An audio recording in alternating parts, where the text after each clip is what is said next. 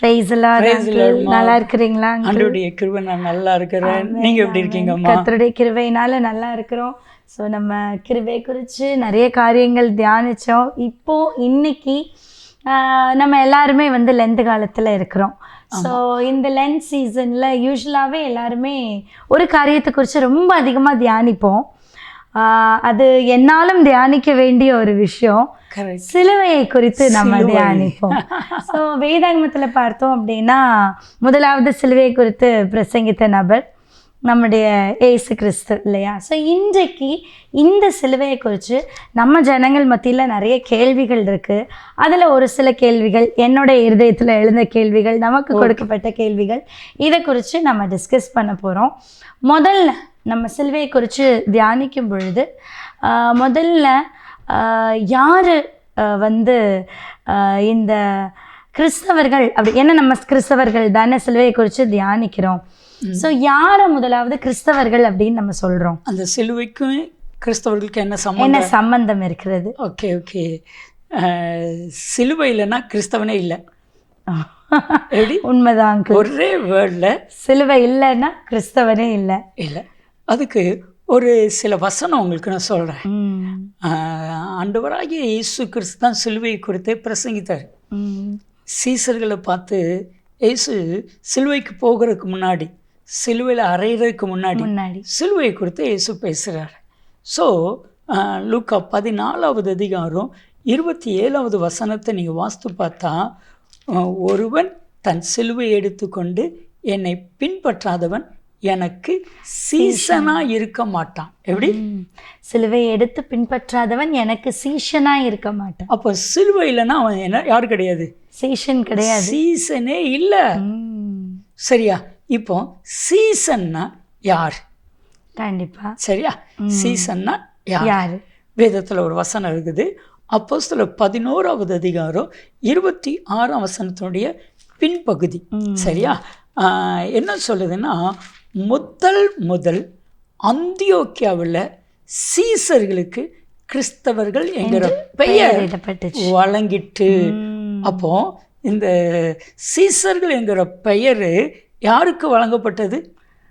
கிறிஸ்தவர்களுக்கு. அதாவது அங்க கிறிஸ்தவன் தான். முதலாவதாக அந்தியோக்கியாவிலே சீசர்களுக்கு கிறிஸ்தவர்கள் என்ற பெயர் வழங்கப்பட்டது.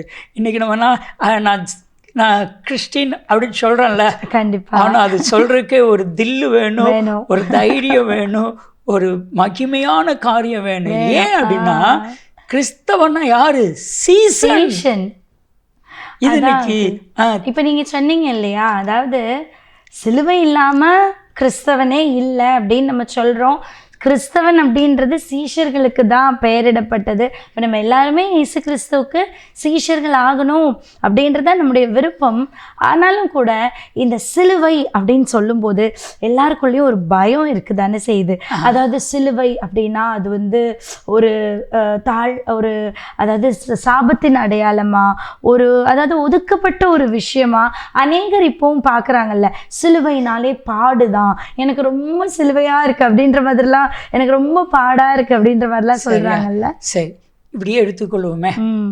ஒரு நாள் காலை பொழுது 4 மணிக்கு, அப்போதான் நான் ஊழியத்தை முடிச்சுட்டு வந்திருக்கேன். எனக்கு நான் தூங்கலை. தூங்கினேன்னா நான் செல்ஃபோன்லாம் சைலண்டில் போட்டுருவேன், தூங்கலை. அப்போ 4 மணிக்கு hello praise the lord brother ஜெய்சலன்னு சொல்கிறேன். அவங்க ராமநாதபுரத்துலேருந்து ஒருத்தங்க ஃபோனில், பிரதர் நீங்கள் ஃபோன் எடுத்துட்டிங்களே, எனக்கு ரொம்ப சந்தோஷமாக இருக்குது பிரதர், இப்போ தான் நான் பயந்துக்கிட்டே ஃபோன் பண்ணேன் அப்படி.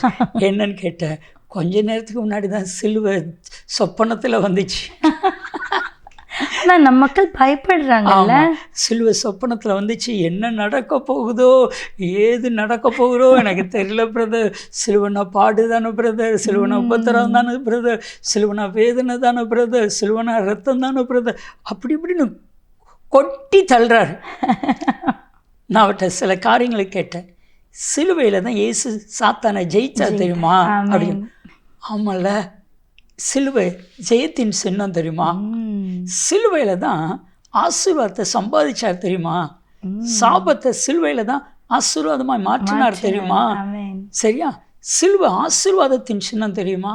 சிலுவை கிறிஸ்தவர்களுடைய சின்னம் தெரியுமா? சிலுவை தான் மேன்மை தெரியுமா? ஒரு காரியம் தெரியுமா? கலாத்தியர் 6:14 நாங்களோ சிலுவையை குறித்தே மேன்மை பாராட்டுவோம். அப்ப சிலுவை மேன்மை பாராட்டக்கூடிய ஒரு காரியம். அப்போ அவர் சொல்றேன், நான் சொன்னேன் சிலுவைனா மேன்மை தருமா அப்படி சொன்ன அவர், ஆமாம்ல நீங்கள் சொல்ல தான் எனக்கு புரியுது பிரதர், நல்ல வேளை நீங்கள் ஃபோன் பண்ணி என்னை புரிய வச்சிங்க, இல்லைன்னா இன்றைக்கி ஃபுல்லாக சிலுவையை தரிசனத்தை பார்த்துட்டேன், சிலுவையை சொப்பனத்தில் பார்த்துட்டேன்னு வேதனையோடு இருப்பேன். ஆனால் சிலுவை அப்படி அல்ல. சிலுவை நம்ம வாழ்க்கையில் இருந்தால் தான் நம்ம கிறிஸ்தவர்கள். இந்த வசனம் இருக்குல்ல, லூக்கா 14:27 நான் மறுபடியும் அதை வாசிக்கிறேன். ஒருவன் என்னை பின்பற்றி வர விரும்பினால் தன்னைத்தான் வெறுத்து தன் சிலுவை எடுத்துக்கொண்டு என்னை பின்பற்றாதவன் எனக்கு சீசனா இருக்க மாட்டான். எப்படி சீசனா இருக்க மாட்டான்? நான் சொல்றேன் கிறிஸ்தவனா இருக்க மாட்டான். ஏன்னா சீசர்களுக்கு தான் கிறிஸ்தவர்கள்ங்கிற பெயர் கொடுக்கப்பட்டது. இப்போ எந்த இடத்துல சீசனா இருக்க மாட்டான்னு சொல்லியிருக்கோ அந்த இடத்துல கிறிஸ்தவனா இருக்க மாட்டான்னு போடலாம். இப்போ நம்ம போட்டு பார்ப்போமே, தன் சிலுவை எடுத்துக்கொண்டு என்னை பின்பற்றாதவன் எனக்கு கிறிஸ்தவனா இருக்க மாட்டான். அப்போ கிறிஸ்தவனா சிலுவை. எங்க நம்ம சைடு இருக்குல்லம்மா, இங்க தென் தமிழகம் இருக்குல்ல, அந்த திருநெல்வேலி, கன்னியாகுமரி, தூத்துக்குடி, இந்த ஏரியாவில் எல்லா வாலிப பிள்ளைகளுக்கும் எல்லா பெண்களுடைய வாழ்க்கையிலையும் ஒரு லாங் செயின், ஒரு சிலுவை போட்ட செயின் எல்லாருக்கும் இருக்குது. ட்ரெடிஷனல். சிலுவை இல்லாமல், லாங் செயின் இல்லாமல் எந்த வீடு இருக்க கஷ்டப்படுறவங்க இருப்பாங்க, அவங்க வீட்லேயும் ஒரு சிலுவை செயின் வச்சுருப்பாங்க. ஸோ சிலுவை செயினை வச்சிருக்கிறதுனால அவங்க கிறிஸ்தவங்களாம் இல்லை. சரியா? தன் சிலுவையை சுமக்கணும் அப்படின்னு சொல்லி ஆண்டவர் சொல்லி இருக்கிறாரு. சரி, அப்போ இப்போ இந்த இடத்துல தன் சிலுவையை சுமக்காதவன் எனக்கு சீஷனாக இருக்க மாட்டான் அப்படின்ற வசனத்தை நம்ம பார்த்தோம். அப்படி இருக்கும்போது இந்த இடத்துல நிறைய பேர் நினைப்பாங்க, தன் சிலுவை அப்படின்னு சொல்லும்போது, ஓ சிலுவைனாலே பாடுன்னு நினைக்கிற உலகத்தில் இது கடனு கஷ்டம் அப்படியா? இல்லை அப்படின்னா நீங்கள் சொல்லும்போது சிலுவை அப்படின்றது ஜெயத்திற்கு அடையாளமாக இருக்குது. அப்போ இந்த இடத்துல தன் சிலுவை என்பது என்ன சார்? இப்போ வேதம் சொல்லுது, மத்தேயு 10:38 தன் சிலுவையை எடுத்துக்கொண்டு என்னை பின்பற்றாதவன் அனுதினமும் தன் சிலுவை எடுத்துக்கொண்டு. அப்போ நம்ம ஒவ்வொருவருக்கும் ஒரு சிலுவை இருக்குது, ஒரு சில பாடு இருக்குது, ஒரு சில கஷ்டங்கள் இருக்குது, சில வேதனைகள் இருக்குது, சில உபத்திரவங்கள் இருக்குது. அதை எடுத்துக்கொண்டு போனால் தான் பரலோகத்துக்கே போக முடியும். ஆமாம், சரியா? இப்போ உங்களை பார்த்து ஒரு கேள்வி கேட்குறேன். சரியா? பரலோக ராஜ்யத்தில் மூப்பர்கள் எல்லாம் இருக்கிறாங்க. சரி, ஒரு கேள்வி வருது, இந்த வெள்ளை அங்கி தரித்த இவர்கள் யார்? சரியா? அதுக்கு ஒருத்தரும் பதில் சொல்ல பயப்படுறாங்க. அது உமக்கே தெரியும், நீரே சொல்லிடும் அழுகிறாங்க. தங்கள் மிகுந்த உபத்திரவத்திலிருந்து வந்தவர்கள். அப்போ நம்ம வாழ்க்கையில் இருக்கிற உபத்திரவம் சிலுவை. சரியா? நான் உபத்திரவப்பட்டது நல்லது, ஆகையால் உம்முடைய பிரமாணங்களை கற்றுக்கொண்டேன். உபத்திரவப்படுவதற்கு முன்பு வழிதப்பி திருந்தேன். உபத்திரவத்தின் குகையிலே நான் உன்னை தெரிந்து கொண்டேன். யோவான் 16:33 உலகத்தில் உங்களுக்கு உபத்திரவம் உண்டு, திடன் கொள்ளுங்கள், நான் உலகத்தை ஜெயித்தேன். அப்போ இந்த உபத்திரவம் தான் சிலுவை. சரியா? ஒரு சின்ன சம்பவம் இருக்குமா, அமெரிக்காவில் ஒருத்தர் ஒரு கனவு பார்க்குறார், தரிசனம். சரியா? எல்லாரும் பரலோகத்துக்கு போகிறாங்க. பரலோகத்துக்கு போனால் எல்லாத்துக்கும் எப்படி தான் சந்தோஷம்தான். எல்லாரும் போகிறாங்க. ஆனால் எல்லார் தோல்லையும் ஒரு பெரிய சிலுவை இருக்குது. ஆனால் அந்த சிலுவை எல்லாரும் கஷ்டப்பட்டு ஐயோ அம்மா அப்படிலாம் சுமக்கலை, சந்தோஷமாக சுமக்கிறாங்க. சில பேர் இருக்கிறோமா, சில பேர் இருக்கிறாங்க எல்லா உபத்திரம் வந்தாலும் இயேசுக்கு ஸ்தோத்திரம், அவருக்கு தெரியாமல வரப்போகுது அப்படின்னு நினச்சிட்டு அந்த உபத்திரம் பெருசாகவே இருக்காது. கண்டிப்பாக. சரியா? எல்லாரும் சிலுவை ஹாப்பியாக சுமந்துட்டு போகிறாங்க. அதில் ஒருத்தன், ஐயோ இவ்வளோ பெரிய சுமையா சிலுவையா எனக்கு அப்படின்னு சொல்லிட்டு இயேசுவிடத்துல வார, ஆண்டவரே இவ்வளோ பெரிய சிலுவை என்னால் சுமக்க முடியாது, அதனால் நான் மேலே கீழே சைட்லலாம் கொஞ்சம் கட் பண்ணிக்கிறேன் ஆண்டவரேன்னு சொன்னோன்னே இயேசு அவனை பார்த்து சிரிக்கிறார். சரியா? சிரிக்கிறார். நம்ம ஊரில் ஒரு பழமொழி இருக்குது, மௌனம் சம்மதத்துக்கு அறிகுறி. சரியா? இயேசு சிரித்தோடனே இவனுக்கு ரொம்ப ஹாப்பி ஆயிட்டு. சரியா? மேலே கொஞ்சம் வெட்டிடுறான், கீழே கொஞ்சம் வெட்டிடுறான், சைடில் ஒரு கொஞ்சம் வெட்டிடுறான், லெஃப்ட் ரைட்டை வெட்டிடுறான். இப்போ போர்ட்டபிள், எல்லாரும் பெரிய சிலுவையை சுமந்துட்டு போகிறாங்க.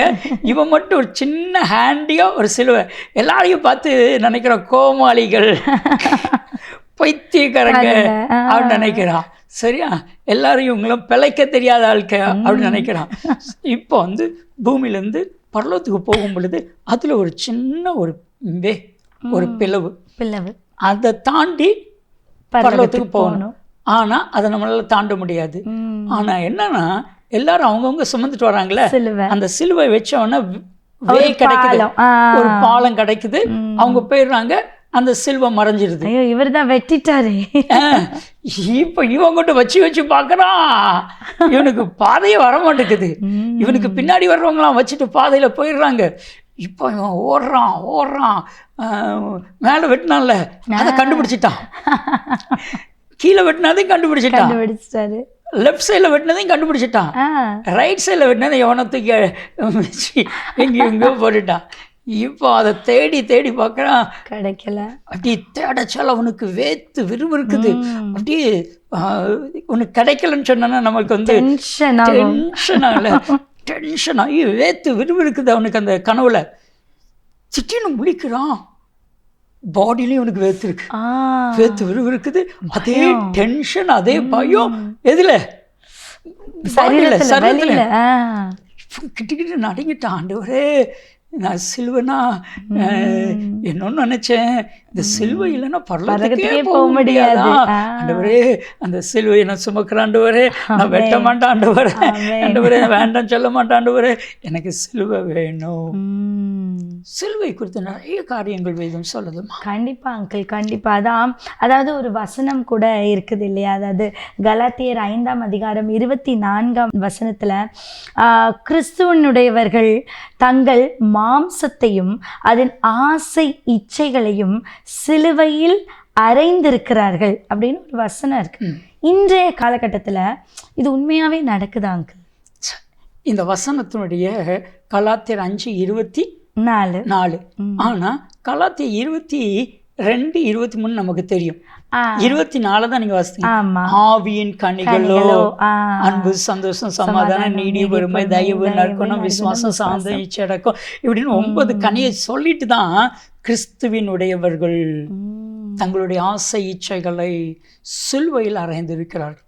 ரியல்மா நம்ம லைஃப்ல வந்து நம்ம அந்த உலகத்தினுடைய ஆசை இச்சைகளை சிலுவையில் அரைஞ்சாதான் நீங்களும் நானும் கிறிஸ்துவை உடையவர்கள் என்கிறது தெரியும். நம்முடைய மாம்சத்தின் இச்சை, மாம்சத்தினுடைய ஆசை சொல்லப்படுகிறது.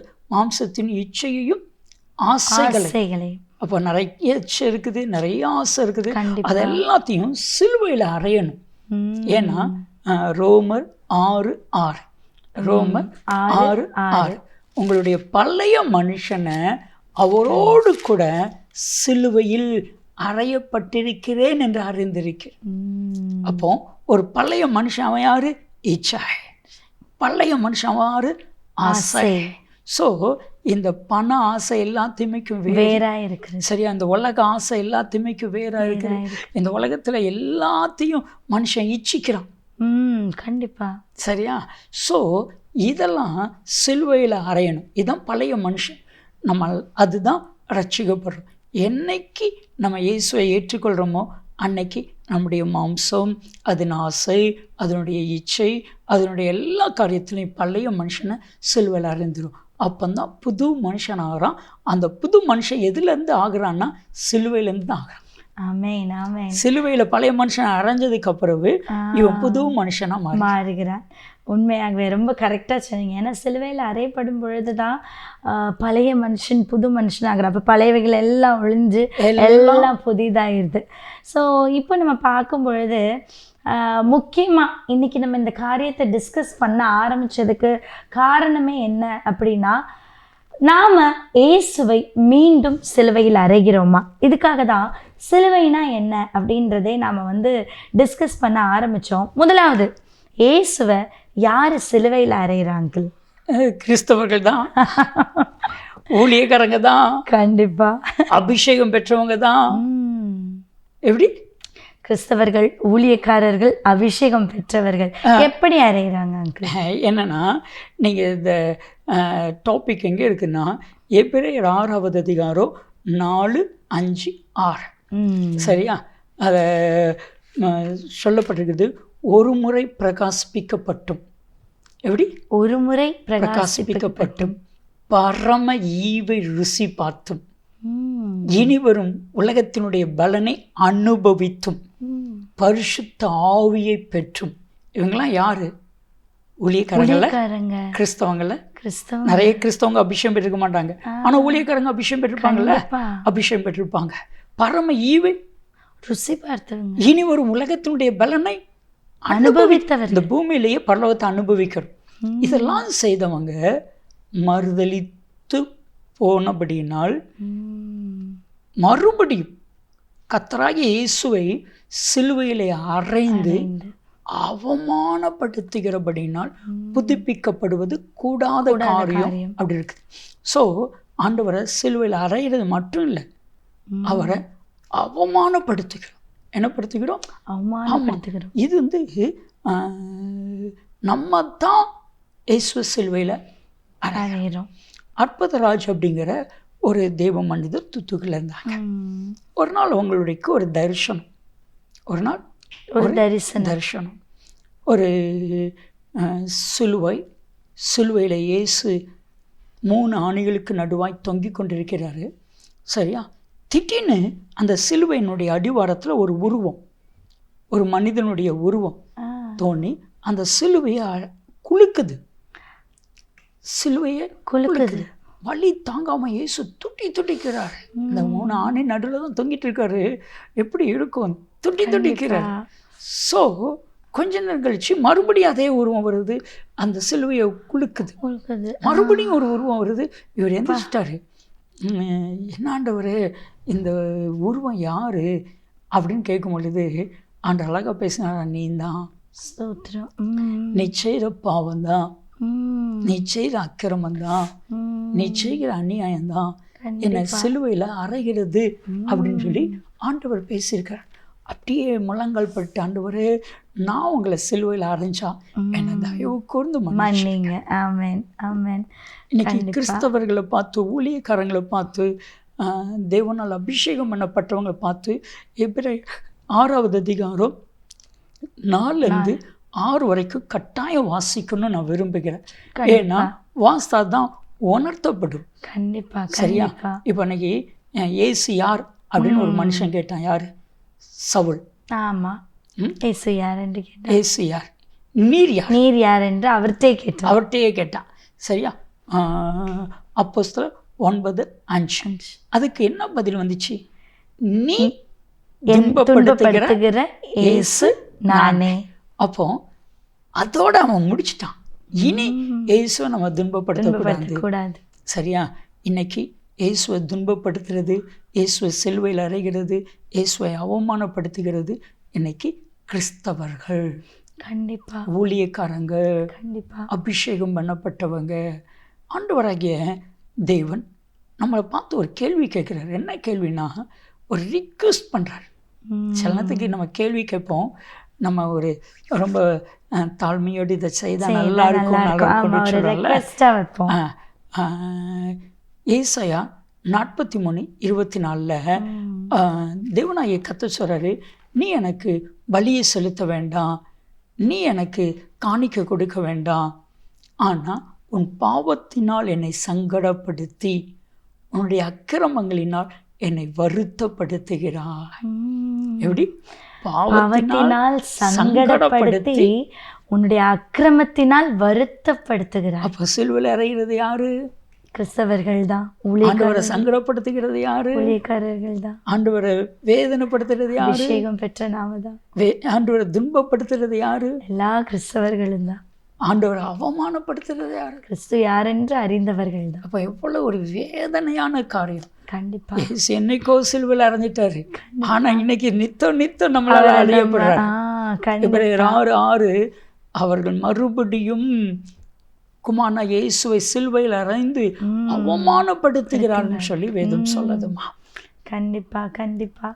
இப்பொழுதும் கூட அங்கிள் இன்னொரு எனக்கு ஒரு டவுட் என்ன அப்படின்னா, ஒரு வசனம் இருக்குது இல்லையா, கலாத்தியர் 2ஆம் அதிகாரத்தில் 20ஆம் வசனம், கிறிஸ்துவுடனே கூட சிலுவையில் அறையப்பட்டேன், ஆயினும் பிழைத்திருக்கிறேன், இனி நான் அல்ல, கிறிஸ்துவே எனக்குள் பிழைத்திருக்கிறார் அப்படின்னு.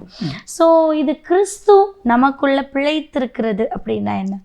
சார், இந்த வசனத்தில் என் பேரை எழுதி வச்சிருக்கேன். கலாத்தியர் 2:20 ஜெய்சிலன் ஆகிய நான் கிறிஸ்துவுடனே கூட சிலுவையில் அறையப்பட்டேன், ஆயினும் பிழைத்திருக்கிறேன். நான் பிழைத்திருக்கிறது என்னில் அன்பு கூர்ந்த கிறிஸ்துவாலே பிழைத்திருக்கிறேன். இனி நான் அல்ல, எனக்குள் வாசமாக இருக்கிற அவரே எனக்குள்ள பிழைத்திருக்கிறேன். அப்போ நம்ம லைஃப்பில் எதெல்லாம் ஆண்டவரை வேதனைப்படுத்துகிற பாவமாக இருக்குதோ அந்த பாவ மனுஷனை, பாவத்தை நம்ம சிலுவையில் என்ன செய்கிறோம்? அறையிறோம். நம்மளே நம்மளுடைய பாவ மனுஷனை சிலுவையில் அரைஞ்சிட்டோம். நான் இந்த பாவத்தை செய்ய மாட்டேன் ஆண்டவரே அப்படின்னு சொல்லும் பொழுது ஆண்டவர் நம்ம கூட நினைச்சுவார், வாசம் பண்ணுவார், நம்ம கூட வாசம் பண்ணுவார். ஸோ அவர் நம்ம கூட வாசம் பண்ணணுன்னா நம்ம ஃபஸ்ட்டு சிலுவை ஆண்டை இருந்திருக்கோம்மா. ஒரு காரியம் தெரியுமா, சிலுவை தான் சுவிசேஷமும் உபதேசமும் சிலுவையில் இருக்குது தெரியுமா உங்களுக்கு? சிலுவை எப்படி அங்கிள்? சுவிசேஷனா என்ன, உபதேசனா என்ன, இதை குறித்து பெரிய சத்தியம் இருக்கு. 1 கொரிந்தியர் 1:18 வசனத்துல சிலுவையை குறித்தான உபதேசம் கெட்டு போகிறவர்களுக்கு பைத்தியமா இருக்கிறது, ரட்சிக்கப்படுகிற நமக்கோ அது தெய்வ பலனா இருக்கிறது. சரியா? சுவிசேஷனா என்ன, உபதேசனா என்ன, இன்னைக்கு நிறைய பேருக்கு தெரியல. தேவையில்லாத காரியத்தை சுவிசேஷமா சொல்றாங்க, தேவையில்லாத காரியத்தை உபதேசமா சொல்றாங்க. ஏன்னா நீங்க மார்க்கு 7:7 நீங்கள் வாஸ்து பார்த்தீங்கன்னா அங்கே சொல்லப்பட்டிருக்குது, மனுஷனுடைய கற்பனைகளை, எப்படி மனுஷனுடைய கற்பனைகளை அவர்கள் உபதேசமாய் போதிக்கிறார்கள். மனுஷனுக்கு நிறைய கற்பனை இருக்கும்ல, வரும். ஆமா, அந்த கற்பனையெல்லாம் உபதேசமா போதிக்கிறாங்க. ஆனா வேதம் என்ன சொல்லுது? சிலுவையை குறித்தான உபதேசம். இந்த சுவிசேஷமும் உபதேசமும் இருக்கிற ஒரே ஒரு பாயிண்ட் சிலுவை. சரியா? சுவிசேஷத்தை சொல்லட்டுமா? இயேசு எனக்காக இந்த பூமிக்கு கடந்து வந்தார், சிலுவையிலே எனக்காக அடிக்கப்பட்டார், எனக்காக ரத்தம் சிந்தினார், எனக்காக மரித்தார், 3ஆவது நாள் உயிரோடு எழும்பினார். இது சுவிசேஷம். சரியா? இன்னொன்று, என்னுடைய மாம்சத்தையும் அதன் ஆசை இச்சைகளையும் நான் சிலுவையில் அறைந்திருக்கிறேன். சரியா? நான் பிழைத்திருக்கிறது நான் அல்ல, கிறிஸ்துவே பிழைத்திருக்கிறார். இதுதான் உபதேசம். ஏன்னா ஒருவன் தன்னைத்தான்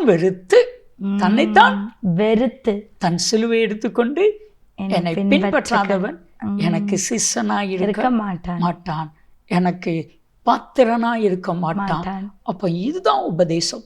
இந்த உபதேசத்தை சொன்னது யாரு? கர்த்தராகிய இயேசு கிறிஸ்து. நான் சொன்ன உபதேசத்தில் நீங்கள் நிலைத்திருந்தால் நான் உங்களோடு கூட நிலைத்திருப்பேன்.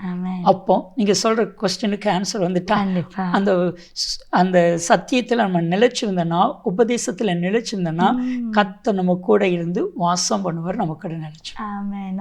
உண்மையாகவே ரொம்ப ரொம்ப ரொம்ப யூஸ்ஃபுல். அதாவது சிலுவையை குறித்து நம்ம தியானித்தோம். நம்மளுடைய ஆண்டவரை நம்ம சிலுவையில் அறையக்கூடாது அப்படின்றதையும், உபதேசம் என்றால் என்ன, அதே போல் நமக்கு காஸ்பிள்னால் என்ன அப்படின்றத குறித்து ரொம்ப அருமையாக நீங்கள் சொன்னீங்க. கடைசியாக ஒரே ஒரு கேள்வி, அதாவது நாம் எப்படியெல்லாம் இயேசு மீண்டும் மீண்டுமாய் சிலுவையில் அறைகிறோம், இனிமேல் அப்படி அறையாமல் இருப்பதற்கு என்ன செய்யலாம்? இனி நான் அல்ல, கிறிஸ்துவே என்னில் பிழைத்திருக்கிறார். கலாத்தியர் 2:20. எப்படி? கலாத்தியர் 2:20. இனி நான் அல்ல, கிறிஸ்துவே என்னில் பிழைத்திருக்கிறார். இனி நான் அல்ல அப்படி சொல்லணும்னா ஒரு தில்லு வேணும் தெரியுமா? கண்டிப்பா. இன்னைக்கு எல்லா மனுஷனும் இது நான் செய்தது. ஆமா, இது நான் கட்டின வீடு, ஆ இது என் காரு. ஆமாம். சரியா? எல்லாமே நான். ஆனால் இங்கே கலாத்தியர் 2:20 நான் அல்ல, இனி நான் அல்ல. நீங்கள் ரோமர் 6:6 நீங்கள் வாஸ்து பார்த்தீங்கன்னா, நான் கிறிஸ்துவுடனே கூட சிலுவையில் ஏற்பட்டேன், இனி நான் அல்ல. அப்போ நம்ம எப்போ இனி நான் அல்ல அப்படின்னு சொல்லுவோன்னா, சிலுவையில் நம்ம வரும் பொழுது தான் இனி நான் அல்ல கண்டிப்பா அப்படிங்கிற ஒரு வேர்டே வரும். சிலுவையில் தான் அந்த வேர்டே வரும். கண்டிப்பா உண்மையாகவே ரொம்பவே பிரயோஜனமாக இருந்தது அங்கிள். ஏன்னா நம்ம இந்த நாட்களில் எல்லாருமே நிறைய பேருக்கு தெரியறதில்ல. எல்லாருமே லென்த் வந்துட்டு அப்படின்னாலே சிலுவை குறித்து தியானிக்கணும் அப்படின்னு சொல்லி ஏதோ அவுட் ஆஃப் இமோஷன், யாரையாவது இப்போ நமக்கு அடிக்கும்போது பார்க்குறோம் அப்படின்றப்ப எல்லாருமே இமோஷ்னல் ஆக தான் செய்வாங்க. அவுட் ஆஃப் இமோஷன் இந்த 40 நாட்கள் மட்டும் அப்படின்ற மாதிரி எல்லாரும் தியானிக்கிறாங்க.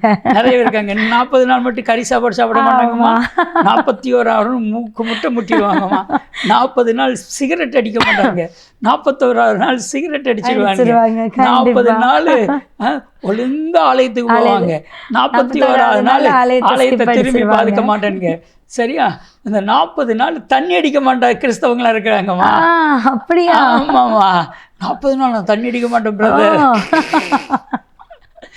ஸோ எல்லாருக்குமே தெரிய வரணும், சிலுவை அப்படின்றது ஏதோ 40 நாளுக்காக தியானிக்கிறது அல்ல.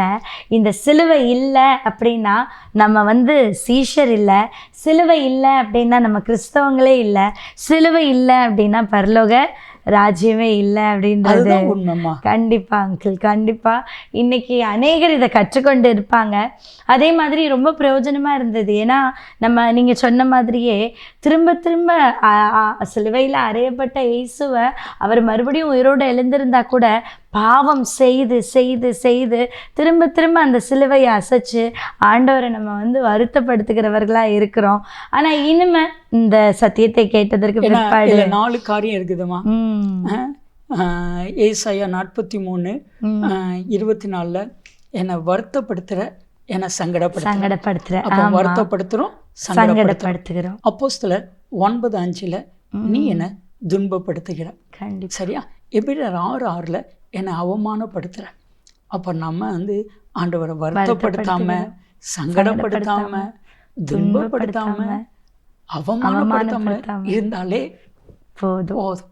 நம்ம சிலுவையை குறித்து இன்னும் அதிகமாக அறிஞ்சு கொண்டிருப்போம் அப்படின்னு நான் விசுவாசிக்கிறேன். இனிமேல் இனி வரும் நாட்களில் வெறும் இந்த 40 நாள் மட்டும் இல்லை, அனுதினமும் நம்முடைய சிலுவையை எடுத்து நடக்கணும் அப்படின்னு சொல்லி நம்ம இந்த நேரத்தில் கேட்டோம். நம்ம இனிமே ஆண்டவரை வருத்தப்படுத்தாமல், சங்கடப்படுத்தாமல், துன்பப்படுத்தாமல், அவரை அவமானப்படுத்தாமல் நம்முடைய சிலுவையை எடுத்து அந்த பரலோக ராஜ்யத்திற்கு நேராக நம்ம எல்லாரும் நடப்போம் அப்படின்னு நாங்கள் விசுவாசிக்கிறோம். இந்த வார்த்தைகள், இந்த கேள்வி பதில்கள் வேதம் அறிவு மூலமாக நமக்கு அநேக பதில்களை தந்த சகோதரர் SR ஜெயசீலன் அவர்களுக்கு நான் நன்றி செலுத்துகிறேன். தேவன் நம்ம கூட அவங்க மூலியமா பேசியிருக்கிறார் அப்படின்னு நாங்கள் விசுவாசிக்கிறோம். இன்னும் அடுத்த எபிசோட்ல உங்களை நாங்கள் சந்திப்போம். அதுக்குள்ள உங்களுக்கு கூட ஏதாவது கேள்வி இருக்கு அப்படின்னா இப்போ இந்த வீடியோவில் முடியும் போது கீழே பார்த்தீங்கன்னா கமெண்ட் செக்ஷன் இருக்கும். நீங்கள் கமெண்ட் செக்ஷனில் கூட உங்களுக்கான கேள்விகளை நீங்கள் போஸ்ட் பண்ணலாம். அடுத்த எபிசோட்ல அந்த கேள்விகளுக்கு கூட அங்கிள் நமக்கு கண்டிப்பா பதில் சொல்லுவாங்க. Once again thank you all of you. அடுத்த எபிசோட்ல உங்களை நாங்க பார்க்கிறோம். until then bye bye, take care. Bye.